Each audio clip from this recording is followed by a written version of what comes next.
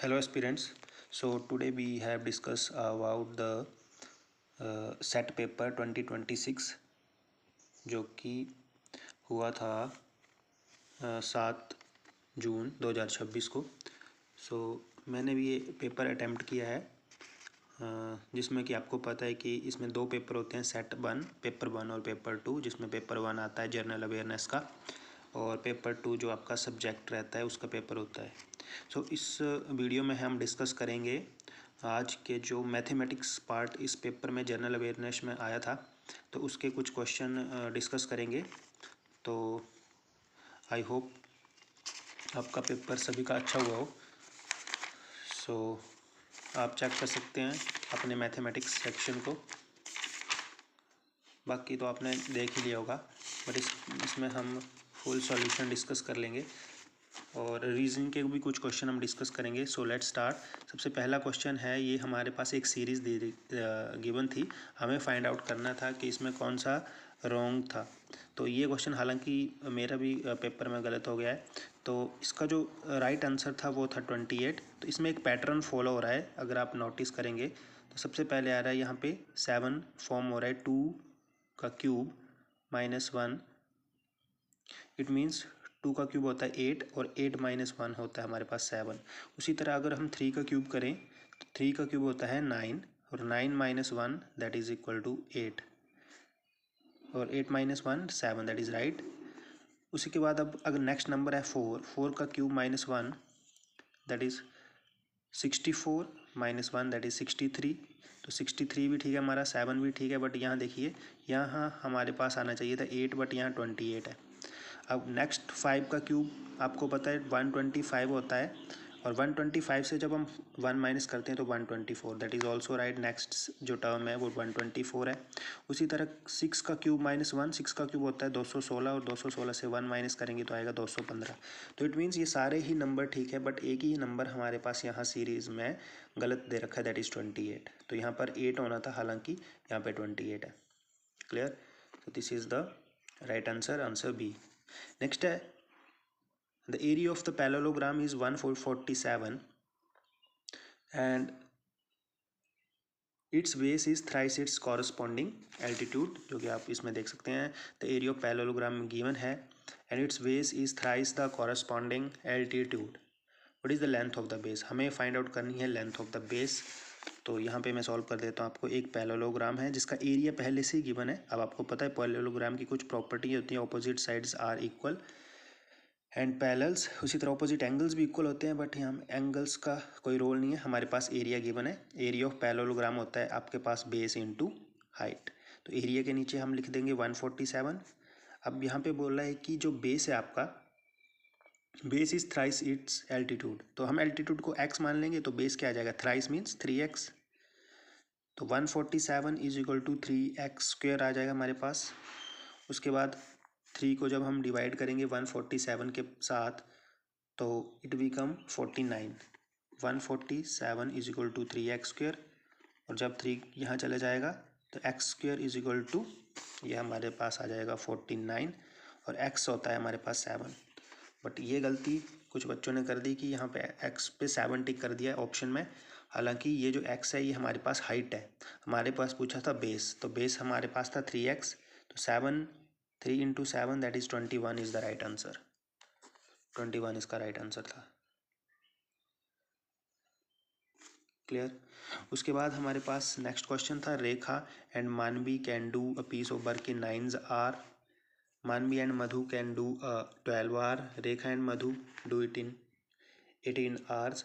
और उसके बाद बोला है कि सभी मिलकर कितने टाइम में अपना काम ख़त्म कर देते हैं। मीन्स 2-2 का पेयर बनाया, रेखा मानवी जो है वो 9 घंटे में काम करती हैं, मानवी और मधु जो हैं वो 12 में करती हैं, और रेखा और मधु जो है वो 18 घंटे में काम करती हैं।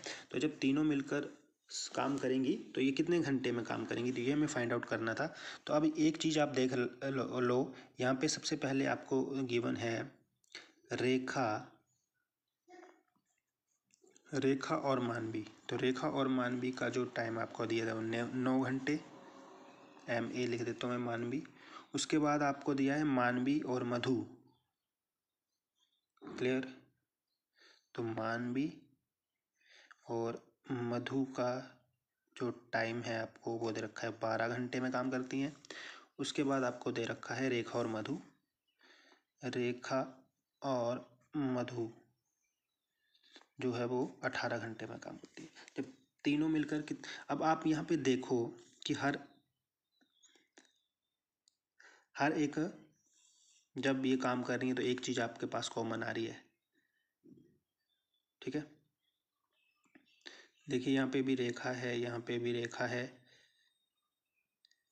यहाँ पे मानवी, अगेन मानवी, मधु मधु, क्लियर। तो जब आप इनको ऐड करेंगे, सभी का काम निकालेंगे, तो आप देखेंगे कि हमारे पास सब में से क्या कॉमन आ रहा है। देखिए यहाँ पे जब सभी को ऐड, आप सभी का काम निकालेंगे, सभी को इकट्ठा प्लस कर देंगे, मीन्स सभी का मतलब रेखा तो एक ही है, ठीक है, बट कॉमन आ रहा है इसमें भी और इसमें भी। मानवी यहाँ पे भी कॉमन है, यहाँ पे भी कॉमन है, मधु यहाँ पे भी कॉमन है, यहाँ पे भी कॉमन है। मीन्स रेखा भी 2 टाइम्स है, मधु भी 2 टाइम्स है और मानवी भी 2 टाइम्स है।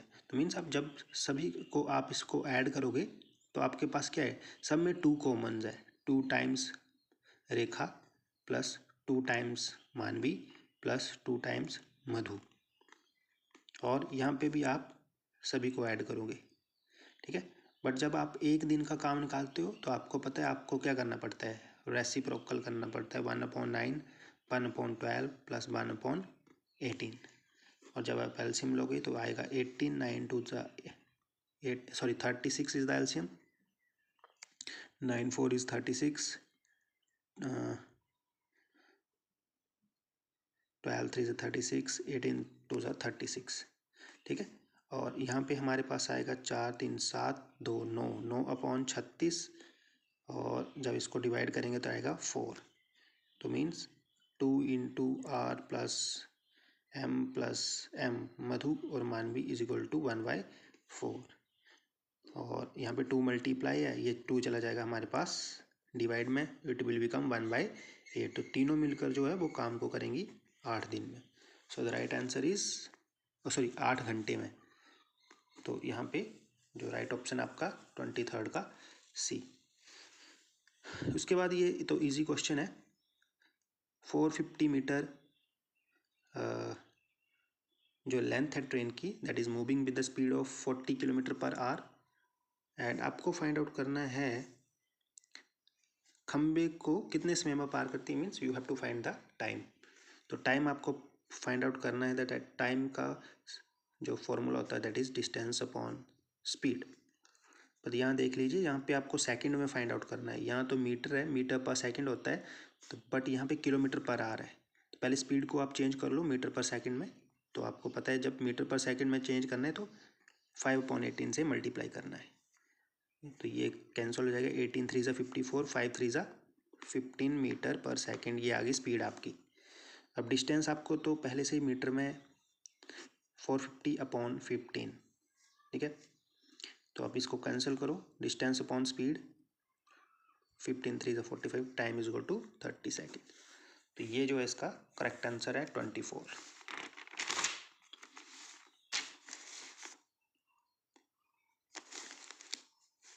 उसके बाद नेक्स्ट क्वेश्चन देख लो। A dealer purchase PlayStation ₹35,000, he allowed discount 12% in market price, still gain 10%, and the market price of the PlayStation is, market price means जो उसके ऊपर मार्केट प्राइस था। तो पहले क्वेश्चन समझ ले। अ dealer purchase a play station, purchase क्या होता है आपको पता है, कॉस्ट प्राइस।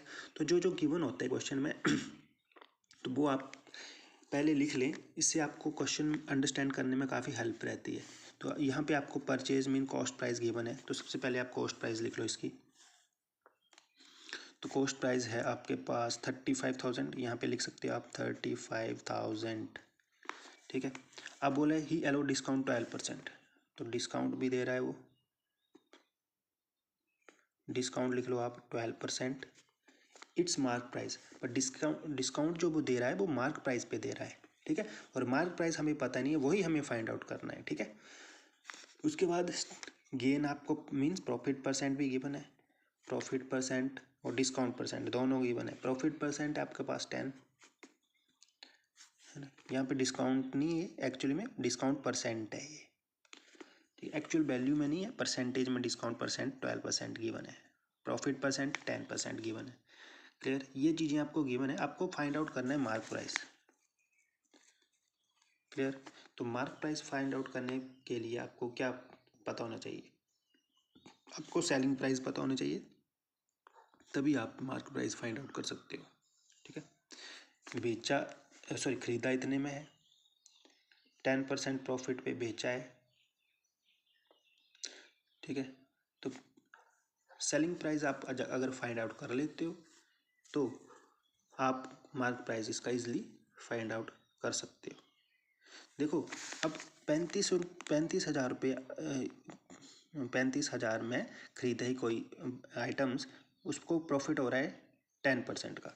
इट मीन्स कितना प्रॉफिट हो रहा है, 35,000 का जो 10% कितना होता है आपके पास, 0 से 0 0 से 0, 35 रुपये का प्रॉफिट हो रहा है। 35,000 का जो 10% होता है मीन्स इतने भी खरीदा है और 10% का प्रॉफिट भी हो रहा है उसको, तो इट मीन्स कि उसने बेचा कितने का होगा, वो सेलिंग प्राइस क्या होगा, जब दोनों को ऐड कर देंगे हम कॉस्ट प्राइस में, 35,000 प्लस 3500। क्लियर, तो ये हमारे आ जाएगा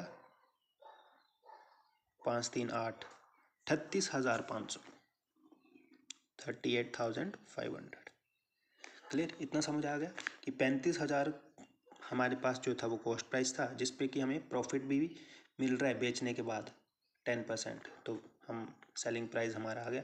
10% जो होता है 35,000 का 35 रुपये, 35 रुपये जो हमारे पास प्रॉफिट है, तो इट मीन 35,000 का खरीदा, 38,500 का बेचा, तभी प्रॉफिट हो रहा है, और वो भी प्रॉफिट कितने का, 35 रुपये का। क्लियर, अब हम इजीली फाइंड आउट कर सकते हैं जो भी हमारे पास पूछा है मार्क प्राइस। तो मार्क प्राइस जो आपके पास ये गिवन है डिस्काउंट परसेंटेज, उसका फॉर्मूला अप्लाई कर दो, दैट इज डिस्काउंट परसेंटेज होता है discount upon mark price into 100। Clear, discount हमेशा मार्क प्राइस पे निकलता है, तो ये फॉर्मूला होता है आपके पास discount percentage, discount upon mark price into 100। अब देखिए डिस्काउंट परसेंटेज कितना है आपके पास, उसकी वैल्यू पुट कर दो 12%। डिस्काउंट कैसे निकालते हैं आप, ठीक है, डिस्काउंट जब भी निकालते हैं आप, दैट इज एमपी से एसपी माइनस करते हैं, मार्क प्राइस से selling price upon MP into 100। तो यहाँ तो 12% ही रहने दो, सॉरी 12 लिखो सिंपल। एमपी तो हमारे पास हमें फाइंड आउट करना है, एसपी हमारे पास अभी आ गया 38,500, 38,500 अपॉन एमपी इंटू 100।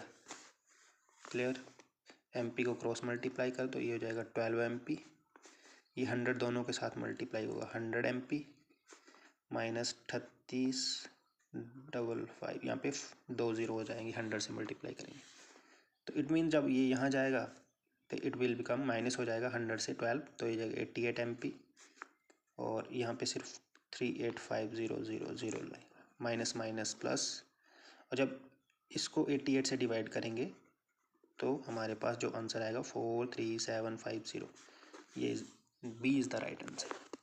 क्लियर, तो जो बी है इसका करेक्ट आंसर था। तो इस क्वेश्चन को सॉल्व करने का और भी कोई तरीका हो सकता है, हालांकि मैंने ऐसे ही सॉल्व किया था इसको, तो जैसे मैंने आपको बता दिया। क्लियर, कोई शॉर्टकट ट्रिक होगी तो आप उसको भी देख सकते हैं। नेक्स्ट क्वेश्चन है, दिस इज रीजनिंग क्वेश्चन। देखिए बी के बाद डी आ रहा है, और तो ये आपने देखना कि बी के बाद डी कैसे आ रहा है, बी ए बी और सी को छोड़ के डी आ रहा है, उसके बाद टी एस टी यू को छोड़ के बी आ रहा है, उसके बाद ई एफ को छोड़ के जी आ रहा है, और 11 का स्क्वायर होता है 121, बट 121 से 121 से 1 माइनस करके आ रहा है 120। उसी के साथ पैन को लिखाइए, तो पी क्यू छोड़ के आ रहा है आपके पास आर, ए छोड़ के सॉरी बी छोड़ के आपके पास आ रहा है सी, एन ओ छोड़ के आ रहा है पी, तो वैसे यहाँ पे करना है G A B C D E F G, H के बाद आएगा, एच छोड़ देना आपने, लिखना है आई एम एन, आएगा O, P Q R S T U छोड़ के बी, और 12 का जो स्क्वायर होता है वो होता है 144, बट 1 माइनस हो रहा है तो आएगा 143, तो और राइट ऑप्शन इज ए। ये जो है 27 का ये जो फिगर वाला क्वेश्चन है ये आप देख लेना, हालांकि ये क्वेश्चन भी मेरा रॉन्ग था, बट इसका जो राइट आंसर है ऑप्शन बी का थर्ड है, तो इसको आप चेक कर लें प्लीज़। नेक्स्ट है ये क्वेश्चन देख लो बस, स्टेटमेंट का है ये, सम बुक्स आर नोबल, तो नोबल आप लिखेंगे, ठीक है। सम बुक्स मीन्स कुछ बुक्स नोबल हैं, सारी नहीं, तो ऐसे इंटरसेक्शन होता है जब सम बुक्स होते हैं, ठीक है। और बोले all nobles are intersecting, all nobles are intersecting, तो सभी नोबल जो हैं वो इंटरसेक्टिंग है, तो नोबल इंटरसेक्टिंग के अंदर आ जाएगा सारे नोबल्स। अब कंक्लूजन बोला है सम बुक्स आर इंटरसेक्टिंग, तो सम बुक्स इंटरसेक्टिंग है पहले, ठीक है। ऑल बुक्स आर इंटरसेक्टिंग, क्या सभी बुक्स इंटरसेक्टिंग है? इंटरसेक्टिंग के अंदर बुक्स तो आ नहीं रही हैं, तो ये रॉन्ग है, तो सबसे जो ऑप्शन है that is a, only one follows. Clear? तो ये थे कुछ रीजनिंग और मैथमेटिक्स के क्वेश्चंस। अच्छा ये भी है हमारे पास 31 to 35 कुछ यहाँ पे क्वेश्चन दे रखे थे, तो वो आपने फाइंड आउट करने थे। तो क्वेश्चन नंबर ये आपको टेबल दे रखा है साइंस आर्ट्स, और यहाँ पे बोला है कि रेगुलर स्टूडेंट जो हैं साइंस के 320 हैं, डिस्टेंस स्टूडेंट्स जो हैं वो 180 हैं, जो कि कॉलेज अटेंड नहीं करते, टोटल स्टूडेंट्स जो हो गए वो 500 हैं। इसी तरह अलग अलग सब्जेक्ट के स्टूडेंट आपको देखें, आर्ट के जो हैं वो 250 स्टूडेंट्स हैं, जिसमें कि डिस्टेंस के भी 250 हैं, टोटल हो गए 500। तो इस तरह से एक आपको डाटा दे रखा है स्टूडेंट्स का, कौन से सब्जेक्ट के स्टूडेंट है। No question, which faculty has the highest production of distance students relative to its total strength. तो आपको फाइंड आउट करना था कि किस में ज़्यादा स्टूडेंट्स हैं, कौन सी रेशो जो है वो ज़्यादा है as compare to the total strength.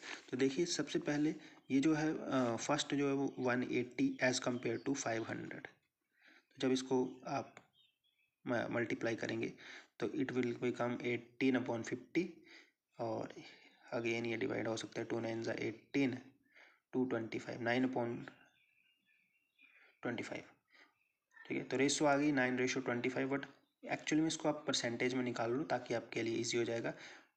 25 5 4 25 4 100, तो इसकी जो परसेंटेज आ गई, परसेंटेज निकालने के लिए आपको पता है 36 से मल्टीप्लाई करते हैं, तो ये आ गया 36%, ठीक है। उसी तरह 250 अपॉन 500 टोटल स्टूडेंट्स के साथ ही कंपेयर करना है बोला है, और जब मल्टीप्लाई करोगे आप, वैसे पॉइंट में भी निकाल सकते हो, बट पॉइंट में थोड़ा जो कैलकुलेशन है वो लंबी हो जाएगी, 0 से 0, 5 5 25, तो ये आ गया 50%, किसका? आर्ट्स का 50%। उसके बाद 150 अपॉन 350 इंटू 100, 0 से 0, 5 7 35, 5 2 10, तो ये कट करके आप पॉइंट्स में निकाल सकते हो, ये 42 पॉइंट समथिंग आएगा। क्लियर? तो इसी तरह से सारे आपने परसेंटेज में चेक कर लेने हैं, तो सबसे जो हाईएस्ट रेशो है that is known as arts की आएगी, that is the right answer is B, option B. Next, what is the ratio of regular students in engineering to the distance students.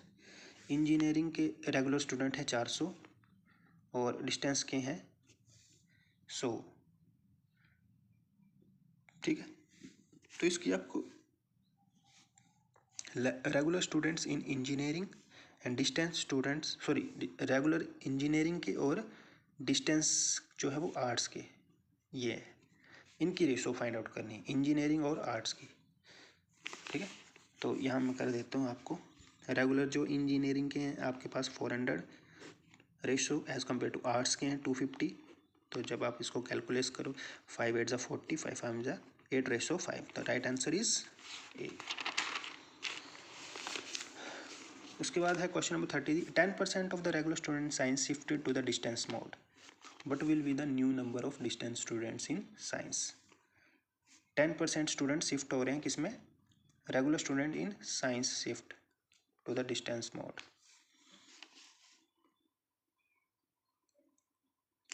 तो रेगुलर स्टूडेंट साइंस में कितने हैं, 320। इसमें 320 का जो 10% है वो यहाँ चला गया, ठीक है, अब वो रेगुलर नहीं है, वो यहाँ चला गया। तो 320 का 10% कितना होता है, आप फाइंड आउट कर लो। 0 से 0 0, 32 स्टूडेंट और ऐड कर दो किसमें, 180 में। तो 180 में जब आप 32 और ऐड कर दोगे, आपका जो राइट आंसर आएगा वो आएगा 212। नेक्स्ट क्वेश्चन देख लो, if the university increase total enrolment 5% equally across all faculties, what will the new total strength. If the university increase its total enrollment 5%,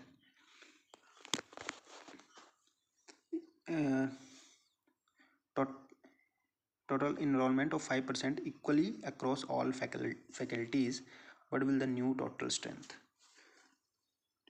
यदि विश्वविद्यालय, यहाँ देख लो, सभी संख्याओं में समान रूप से अपनी कुल नामांकन संख्या में 5% की वृद्धि कर देता है, 2100 में 5% की वृद्धि, टोटल आपको पता है 2100 में 5% की वृद्धि कर दो आप, 0 से 0 0 से 0, 5 1 से 5 2, 105 बच्चे और ऐड कर दो 2100 में। तो 105 बच्चे जब आप ऐड करोगे तो आएगा 2205। हालांकि यहाँ पे जो ये जो सीरीज़ थी ए, इसमें राइट ऑप्शन नहीं दे रखा है, तो 2205 है वैसे तो इसका राइट ऑप्शन, तो यहाँ पे ऑप्शन में नहीं है। नेक्स्ट देखो, if a law double its distance students, what will be the new percentage of distance student in the university. Law double its distance students, law कहाँ है, डिस्टेंस स्टूडेंट को डबल कर देता है, मतलब ये 100 से 200 हो जाएंगे, यही है ना डबल का मतलब। तो यहाँ पे भी तो बढ़ेंगे, अब 780 है तो टोटल में भी 100 बढ़ जाएगा। 780 कितना हो गया, 780 से हो गया 880, ठीक है 880। अब 880 यहाँ हो गया, तो यहाँ पे भी आपका 100 बढ़ेगा, ये कितना हो गया 2200। तो यही पूछा कि परसेंटेज कितना इंक्रीज़ हुआ, इसमें से इसमें और इसमें कितना परसेंटेज इंक्रीज़ हुआ, तो यही आपको फाइंड आउट करना था। तो ये आएगा 2200, 880 से जब माइनस करेंगे आपका 0, यहाँ पे आएगा 1 12 11 2 3 1320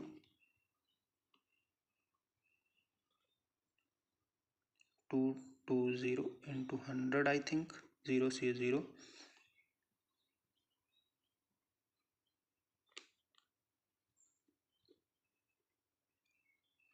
सॉरी यहाँ पे आएगा आपके पास 880, ठीक है 880 से यहाँ पे हमारे पास 2200 आएगा, है ना, 1320 नहीं 880। सो 880 जब आएगा तो हमारे पास यहाँ पे आएगा 40, तो राइट आंसर इज 40%, ठीक है, क्योंकि 2200 से टोटल 2200 में से 880 की जो परसेंटेज है वो है 40%, ठीक है, टोटल थे 2200 और जो डिस्टेंस के थे वो 880, तो इसकी जो परसेंटेज आ रही है वो 40% आ रही है। सो ये थे हमारे पास कुछ मैथ्स और रीजनिंग के क्वेश्चन। सो आई होप आपका पेपर अच्छा गया होगा सेट 1। हालांकि जो मेरा ऑप्शनल सब्जेक्ट है वो था मैथमेटिक्स। सो मेरे इसमें अप्रॉक्सीमेट 60 मार्क्स बन रहे हैं। आप भी कमेंट कीजिएगा कि कितने मार्क्स आपके इसमें स्कोर कर रहे हैं आप। So thank you very much.